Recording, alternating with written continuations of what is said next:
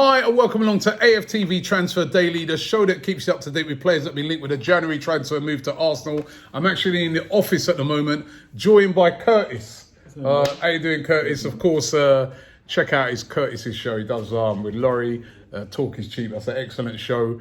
And we were just discussing transfers, of course. I know normally the show would come out in the morning and that, but was a bit busy earlier on, and the show's come out now. First of all, let's take a look at some of the players we've been linked to today. Now, this is a really interesting one. Dries Mertens of Napoli. Mertens, of course, he's not a player that everybody don't know. He's a top striker. He scored a lot of goals last season for Napoli. He scored a lot of goals for Napoli over the years. But Mertens now is out of contract in the summer, 32.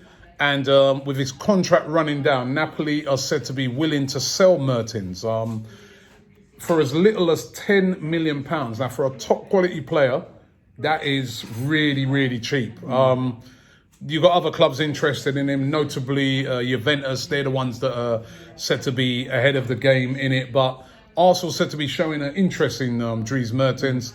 Curtis, Mertens? About 5 years too late, I reckon. I don't think we need him now at 32. He's going to want 2 or 3 years on his deal as well, taking him to 34, 35. I don't think, and with Lacazette and Aubameyang, I don't see us needing a striker. Yeah, we keep getting linked to a lot of strikers, and I'm looking on it as well, and I'm saying, do we really need a striker at this moment in time? For me, it's about defensive players, and we'll get to that as well, but Mertens is being linked, but he is quality. He is top quality, and I mean, could he be like a backup? Yeah, but then is he going to want to come as a backup? The only thing I'm thinking, you're wondering, do the club know that one of our 2 strikers are going? Well, Aubameyang's come out, and I talked about it on yesterday's show. Yeah. He put in the programme notes that he's not going anywhere, and he's happy here. So it looks to me like Aubameyang's staying. And for me, Lacazette. Why would we get rid of Lacazette? He's here, he's doing brilliant things. Mertens is a different type of player. He's very similar to Aubameyang, where he's just a goal scorer, isn't he? He's not going to hold the ball up and do stuff what Lacazette can do. So for me, I don't know, but we're being linked with Mertens today. Also being linked with Edinson Cavani. Now, I spoke about this one yesterday, the link with Cavani. It still continues on today. Another player who's 32. Check the pattern right now. We're getting linked with a lot of these old boys, but again, it's very, very similar to Mertens. That his contract is up in the summer.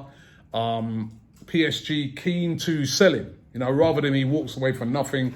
They don't want to give him a new deal because it will have to be a mega deal because he's one of the top players around, but still a great player. Would be a brilliant player to have in your squad, though, wouldn't he? Yeah, I mean, he's a gunman striker, but again, 32, he's going to want big wages. I don't think he would come and sit on the bench. So that means Lacazette or Aubameyang getting benched. I just think... Great hold-up. You talk about hold-up play and stuff like that. He's a great hold-up player. Great goal scorer. Still looks, pretty fresh at 32. He hasn't played a lot of games this season. Could still do a job, couldn't he? He could. I mean, I think he'd score goals, but it's short-term thinking again. I think Arteta, we've brought him in for the long term. Yeah. To bring in Cavani at 32 on probably 200 grand a week, it's not a move I want to see us do, but a good player. Yeah. Well, listen, there's a lot of talk today that, the budget that Arteta's going to get this January is not going to be a big budget. No. There's a lot of talk that it's either going to be players like this where it's very cheap to do that you can't resist, or it's going to be loan deals. We know over the past we've done a lot of loan deals. I mean, lots of clubs do a lot of loan deals in January. Just before I get to one player that we're heavily linked with, and I want to get your view on it because we were sort of talking earlier, and I know you got a little view on it, but Thomas Lemar, that's another forward-thinking player that we've been linked to as well. Lemar? I mean, he hasn't had a good time at Atletico, but I think we are a little bit short in the wide areas. Are we? Well, you got Pepe, you got Martinelli who can come in there, you got Reece Nelson, you got Saka. Yeah, but are they at the standard we need at the moment? But then if you bring in like a Lemar, you stand in the way of the development of these players. Yeah. If we could get him on loan, So you'd be Lemar on loan? I'd be interested in that, yeah. Yeah? Yeah. If there was no obligation to buy it, I'd take him on loan till the end of the season. And possibly they might be willing to let him go on loan. Yeah. So let me get to the one that we were discussing, and it was really sort of all of us in the office were talking about it. The other guys, they sat over there. I came in the middle of an argument going on between these guys, right? Brendan, you weren't here. You weren't involved in it, but I came in the middle of an argument, right? And it's all about Jerome Boateng. Now, we've spoken about him on the show over the past few days. I've had loads of comments from fans. Remember, we did that poll yesterday. The majority of fans are saying, I think it's over 60% said they don't want Boateng. Jerome Boateng, of course, Bayern Munich defender. The interesting thing about him is that as well as being able to play as a centre-back, he can also play as a right-back. We know we've got problems there because we saw in the game against Leeds that with Ainsley Maitland-Niles left out, obviously rested for the Crystal Palace game. We had to play Socrates there, who looked very, very uncomfortable. Mustafi, who can play in that position, looks like he's being moved. Well, you don't think he'll play that. But he has played there for Germany, hasn't he? Yeah. He's looking like he's definitely going to get moved on. So, Boateng, what do you think? 31, possible loan deal? Because there was a lot of talk that, earlier on in the transfer window, he was offered to Juventus. And literally, Bayern Munich said, you just pay his wages. You pay all his wages, no transfer fee, you can have him. Right? They might be willing to do a loan, they might be willing to do a similar thing. Would you have Jerome Boateng at Arsenal? Under these circumstances, I would. Don't get me wrong, I'd rather sign a younger defender like Upamecano or someone, but we're installments.com, aren't we? We're not going to spend big money in January, man. So, under these circumstances, 31-year-old Boateng, short term, and then maybe get an Upamecano in the summer, I would take it. Yeah? Yeah. They're too old. And also, 31. but we got David Luiz, 30 odd. 32, I think he is, or 33. You've got Socrates, 31. Yeah. How many more old boys do you need in But you need money for the younger defender, don't you? And I don't think we've got the money in this window.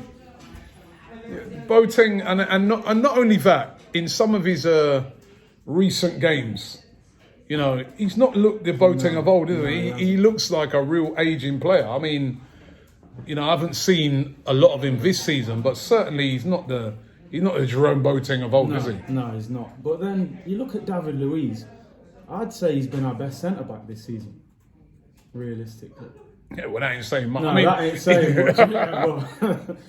In recent games, he's done well, but so you'd have him short term. Look, I won't take him long term. We need to get him. Yeah. But short term, with not a lot of money, I would take him. Okay, all right. Would you take him? I'm still in two minds. Yeah. I'm still in two minds. I mean, I just look on it and I'm like, we've been there, done that. Is that what we need? It's not ideal. I don't know, man. I'm not sure. I'm not sure if better. I don't know. I think I'm going with the viewers on this, where 60% of them said no. Maybe I might go to that, because I've just seen too many of these type of players come in over the last few years, and let's face it, they haven't really worked, have they? The Lichtsteiners and them. Exactly. Lichtsteiner was a perfect example. It didn't work, did it? No. So let me give you two defenders that we've been linked with, and you tell me out of the two which one you'd rather have. Dayot Upamecano, and we're talking the end of the season now, probably, because I don't think we're going to get these in January. No. Dayot Upamecano or Nathan Ake? Upamecano for me. Why? I just like his presence, his pace. I think the French partnership he could have with Saliba as well. I think that could be good, man. That's the one I'd go for. I like Ake, You like Ake? I like Ake. I think he's got leadership qualities. The way when he's playing for Holland, he's been excellent. I think he's underrated. I think because he's at Bournemouth, a lot of people look at it and say, it's a bit more glamorous to say Upamecano, but listen, I'll have any of them, right? But I don't know. I like Ake. I like Ake. Poll time, right? Make sure you run it. All right, you as well. Everybody's been on my case about this poll thing. We are going to run a poll. Upamecano or Nathan Ake. If you could only have one, right? If you could only have one, and boy, do we need a defender. Yeah. But if you could only have one out of those two, Upamecano or Nathan Ake. I've gone Ake. Curtis has gone for Upamecano. What do you guys go for? Let us know in the comments below. Thanks for watching Transfer Daily. We will be back tomorrow. And we'll be running through all the rumours. Thanks very much, Curtis. Nice one. Okay, don't forget to check out Curtis' show, by the way. Tell him about your show. Yeah, Talk is Cheap show, me and Laurie. All right, talk is cheap. Bit like what we're saying here on this show.